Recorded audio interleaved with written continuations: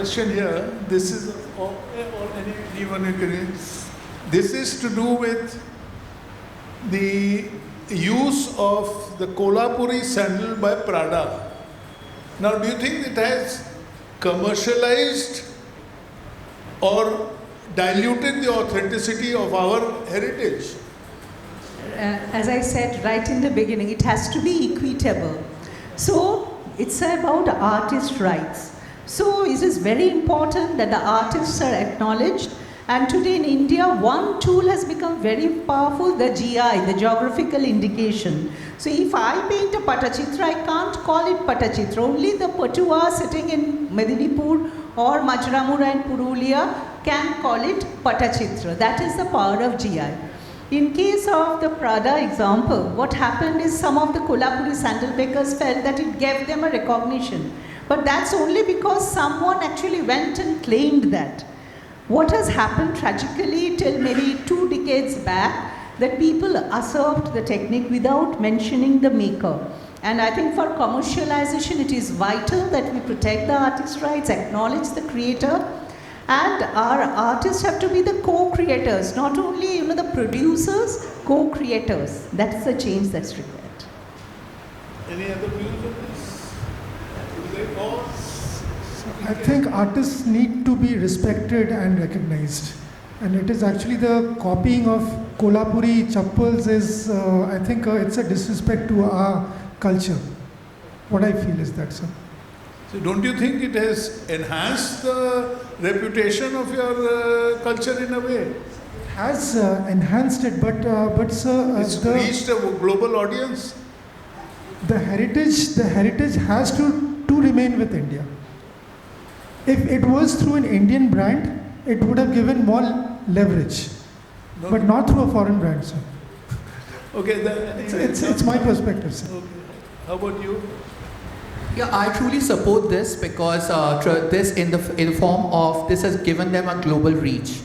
People are now typing it on Google, Kolhapuri sandals, and that has completely I mean, it is a huge market that that Kolhapur can actually tap into the future. One of the things that happened, so I was a founding member of the New York City Times Square Durga Puja last year. So this was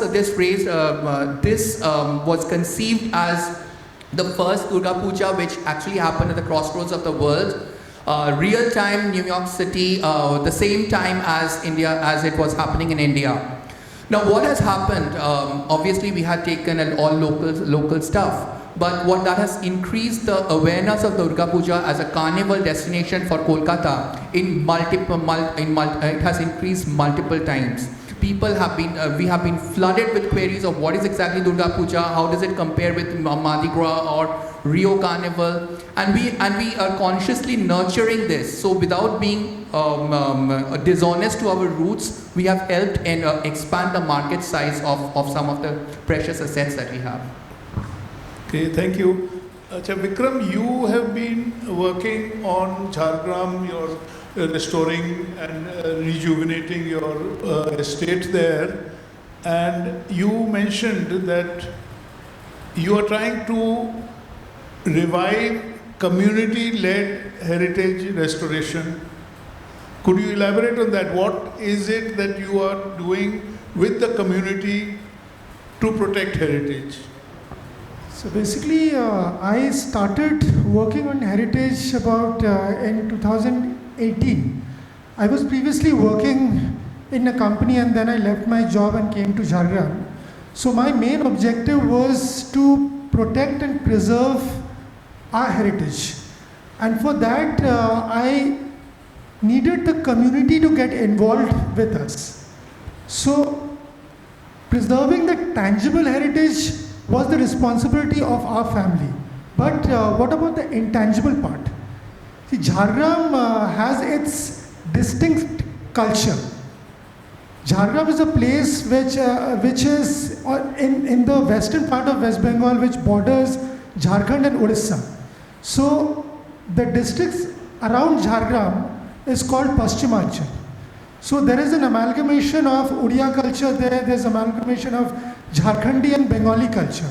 So with that, we had to engage with the tribal communities there, the Kurmi communities. Jhargram itself has a various forms of vibrant folk dances. Itself in that district, there are 36 forms of folk dances.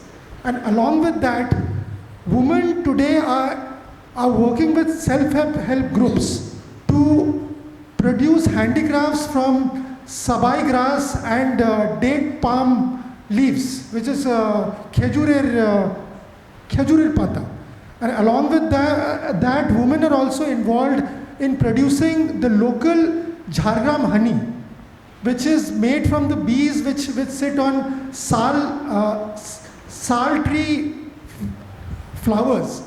So this honey has a distinct flavor and essence, which is very, very unique. So these products have a huge demand in the East, especially in Japan and South Korea.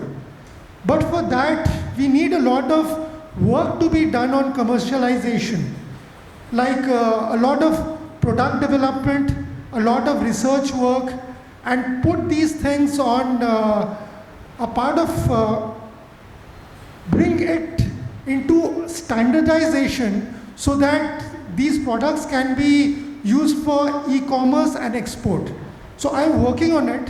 It's taking a lot of time, but the efforts are still on. Great, thank you. And one question now for you, since you are more in the corporate world, how can businesses and corporate institutions support heritage revival in meaningful and long-term ways rather than through symbolic sponsorship alone? So there can be multiple ways. Also, as you rightly said, the priorities of the corporates are very different from that of preserving heritage. So I myself have worked to secure sponsorships for various initiatives with limited success because their priorities are very, very different, and that doesn't quote unquote sell in the market for themselves. So having said that, how businesses can help, in one way that they can do is in terms of technology. Giving them the right technology. I mean, as I was walking down from Writers Building to this corner of the city, I just felt there was so much built-in heritage that walkers just choose to ignore. I mean, they have to ignore because they don't know. I mean, this is a Fort William, the old fort, that those brass lines are still there, but how many of us actually know about it?